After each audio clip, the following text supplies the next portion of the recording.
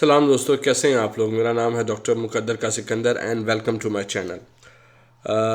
दोस्तों, हम बात कर रहे हैं इज़राइल पैलेस्टीन कॉन्फ्लिक्ट पार्ट 2 के ऊपर।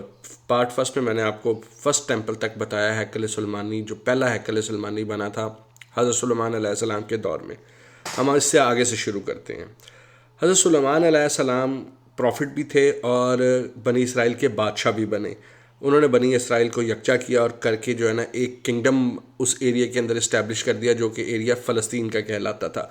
क्योंकि हज़रत सुलेमान जो थे वो उन पे अल्लाह का ख़ास करम था, नबी थे, और वो उनको कोई प्रॉब्लम नहीं आई पूरे इसराइल बनी इसराइल को इकट्ठा करके वहाँ पे अपनी बादशाहत कायम करने की। लेकिन लोग आहिस्ता आहिस्ता हज़रत सुलेमान और उनके कायम करदा निज़ाम से नाराज़ होते गए। उसकी कुछ वजूहात थीं, जिसमें टैक्सेशन था कि उनका टैक्स का निज़ाम बड़ा स्ट्रॉन्ग था और बहुत ज़्यादा था, हैवी था। उसके अलावा आपस में उनके ट्राइबल्स, जो कबायली बनी इसराइल के 12 कबाइल थे जो कि वहाँ पे यहूदियत के अंदर इकट्ठे होकर तो वहाँ पे रिहाइश पजीर जिन्होंने इख्तियार की थी, उनका आपस में बहुत ज़्यादा लड़ाई झगड़े चल रहे थे। और कुछ इकोनॉमिक डिस्पैरिटी भी थी। कुछ कबाइल इकोनॉमिकली पीछे थे, कुछ कबाइल आगे निकल गए माशी तौर पे। इस वजह से जो है ना बीच में काफ़ी डिवीजन्स आ गई थी उनके। तो हुआ ये कि 200-300 साल के बाद ये पूरा का पूरा किंगडम जो था ना, ये दो हिस्सों में तकसीम हो गया। एक हिस्से को, जो शुमाली हिस्सा था, उसे इज़राइल का नाम दे दिया गया, और जो जनूबी हिस्सा था उसे जूडा का नाम दे दिया गया, किंगडम ऑफ जूडा। इसराइल का कैपिटल जो दारुल खलाफा था वो समारिया शहर था, और जो जूडा का कैपिटल था वो जेरूशलम था, जहाँ पे फर्स्ट टेंपल भी मौजूद था। अब आपने इस चीज़ को ध्यान रखना है कि इस दौरान काफ़ी नबी और भी आते गए। जो उस दौर के नबी थे ना, वो चंद एक मखसूस इलाके के लिए होते थे, और ज़्यादातर नबी बनी इसराइल के लिए आए हैं।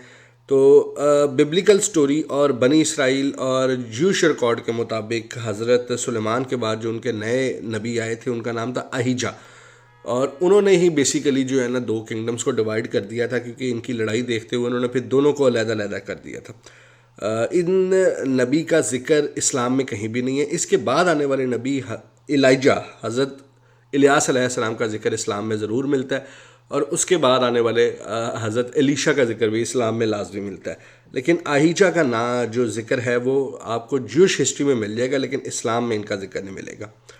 तो 1000 कबल मसीह के बाद ये जब अलहदा हो गए और जो दोनों किंगडम्स बन गए, फिर एक किंगडम जो कि शुमाली किंगडम था, जो कि शुमाली रियासत थी, वो ज़्यादा डेवलप होनी स्टार्ट होगी।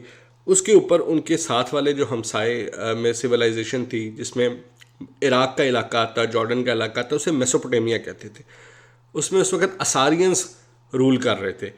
उस जगह के बारे में मैंने आपको पहले भी बताया है कि उस जगह के ऊपर 4 किंगडम्स आए। वहाँ से सुमेरी तहजीब स्टार्ट हुई थी, फिर उसके बाद अकाडियंस आए, फिर असारियंस आए, और एंड में बेबीलोनियन, जिन्हें बाबेल भी कहा जाता है।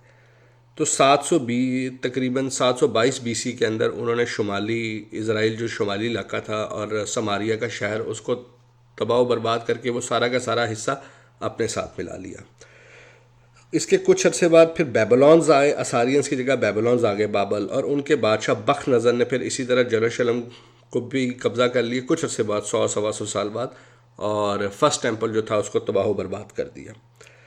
फिर तकरीबन 586 में जो बख्त नज़र था वो सारे के सारे यहूदियों को, जो कि जनूबी हिस्से में वाक़ थे, साथ अपने इराक़ ले गया, वहाँ उनको ग़ुलाम बना लिया।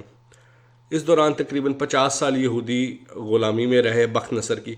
फिर इन जो यहूदी चलाक तो काफ़ी थे, इन्होंने कनेक्शन इस्टेब्लिश कर लिए थे पर्शियन अम्पायर्स के साथ, यानी कि फ़ारस का जो राजा था साइरस द ग्रेट।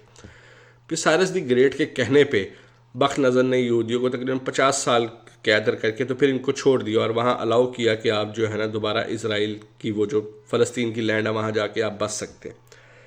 तो फिर इन्होंने वहाँ पे तकरीबन 516 कबल मसीह में आके दूसरा टेंपल बनाया, जिसे ये सेकंड टेंपल भी कहते हैं। और उसमें इनके कुछ कर्ता धर्ता थे, जिनका एक का नाम ज़ेरुब्बाबेल था, दूसरे का नाम जोशुआ था, और तीसरे और 2 नबी भी उस वक़्त के दौर के में जिनके नाम सामने आते। एक का नाम हैगई था और दूसरे का नाम हज़रत ज़करिया था। हज़रत ज़करिया का जिक्र इस्लाम में भी आया है। बाकियों का जो जिक्र है वो आपको ज्यूश तारीख़ में मिल जाएगा, यहूदियों की तारीख़ में मिल जाएगा, लेकिन इस्लामी तारीख़ में कहीं इनका नाम नहीं मिलेगा। तो यहाँ पे फिर 516 में उन्होंने जो है ना दूसरा टेंपल, जिसे आप सेकंड टेंपल कहते हैं, जिसकी अभी भी दीवारें गिरिया की पूजा यहूदी करते हैं जेरूशलम के अंदर, उन्होंने ये कंस्ट्रक्ट करवाया हज़रत ज़करिया की देख रेख के अंदर। उस वक़्त प्रॉफिट हज़रत ज़करिया ही थे। तो ये बेसिकली जो है सारी की सारी बोन ऑफ कंटेंशन जो है, जो कि लड़ाई है, वो जेरूशलम शहर के इर्द गिर्द और जेरूशलम शहर पे। जेरूशलम शहर जो है वो 3 मज़ाहब का जो है वो उसके लिए मोतबर माना जाता है। यहूदियों के लिए मैंने आपको बताया, मुसलमानों के लिए इस तरह मोतबर माना जाता है कि हज़रत इब्राहिम ने पहला काबा जो है वो जेरूशलम शहर के अंदर बनाया था। और इसी तरह ईसाइयों के भी काफ़ी चीज़ें जो हैं वो जेरूशलम शहर के अंदर पाई जाती हैं, काफ़ी मोतबर मकामात पाए जाते हैं। इसलिए मुसलमान, ईसाई और यहूदी तीनों इस शहर के लिए वक्फे वक्फे से आपस में लड़ाई करते रहे। तो तकरीबन 516 कबल मसीह में जब इन्होंने सेकंड टेंपल बनाया, यहाँ से अब जो है हिस्ट्री थोड़ी सी चेंज हो रही है। तो यहाँ से फिर आगे हज़रत ईसा का रोल भी आएगा, वो भी मैं आपको बताऊँगा। और यहाँ से फिर जो है ना मैं नेक्स्ट पार्ट में इसका जिक्र करूँगा। आप मेरे साथ जुड़े रहें, मैं आपको नेक्स्ट पार्ट में फिर आगे की हिस्ट्री के बारे में बताऊँगा, कैसे फिर यहाँ पर रोमियो का कब्ज़ा हुआ और रोमियो ने फिर इनको मारा। उसके लिए स्टे ट्यून। तब तक के लिए मेरे चैनल को सब्सक्राइब करें, वीडियो को लाइक करें और बेल आइकन भी दबाएं। वीडियो को बेशक शेयर भी करें। आप सबका बहुत बहुत शुक्रिया। अल्लाह हाफ़िज़, गॉड ब्लेस।